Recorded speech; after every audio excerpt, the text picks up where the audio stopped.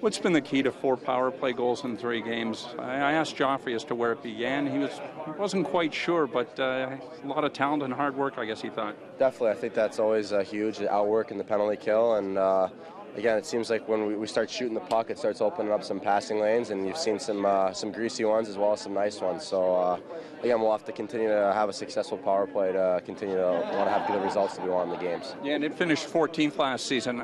Where did you see the beginning of both the PK and the power play starting to come together in overall success last season in an effort to build what you've got so far this time around? Yeah, again, I think it's just a day in, day out approach to it, to just keep working at it. Again, you always got to have that desperation on the penalty kill, and that's, I mean, obviously when you're down a man, it's easier to have that, but on the power play, you have to be able to match that desperation, because obviously the PK is going to be working pretty hard, so you have to be able to make the plays you need to and work harder than the PK. Randy talks about working guys in pairs, and you always think of the centerman and the winger. Tyler obviously does his thing with you guys. What's been the connection in wingers in terms of you and Phil and how you guys match up so well? Because it really has clicked. Yeah, you know, I think our speed, again, Tyler's usually digging the puck out of our own end for us, and then we're usually off, and we've been able to get some good odd man rushes, and we've been able to connect on a couple of those. So, again, I think all 3 of us definitely help bring something to the table, and we have some good chemistry out there. Do you like the cross-crease pass in terms of its effectiveness? You know, it's definitely not a tough shot to make usually. It's usually, I mean, coming from Phil, it's right on the tape, and usually you just got to redirect it and get it up a little bit over the goalie's pad, and you're in good shape. So he's been able to make some of those passes to me over the last year or so, and again, hopefully they keep coming. You didn't play them last year.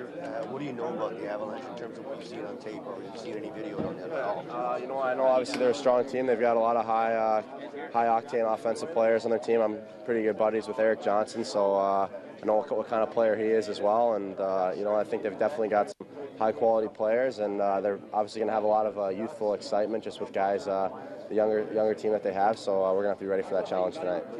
Snapping. Have you seen that video, and what was your reaction? Yeah. You know what, I saw it, and again, I think I don't know the whole situation, so it's tough for me to have a full opinion, but from what I heard, he was sticking up for one of his players, and I don't think as a player you have any problem with that. If he, again, he's a passionate guy, it seems like, and again, he's going to show his emotion. I think that kind of stuff is definitely good for the game when you see a coach who cares about his players. You guys ready to protect Randy in case? What's that? Are you ready to protect Randy just in case? You know, I think there's a little extra buffer here between the glass, so maybe we won't get into that tonight.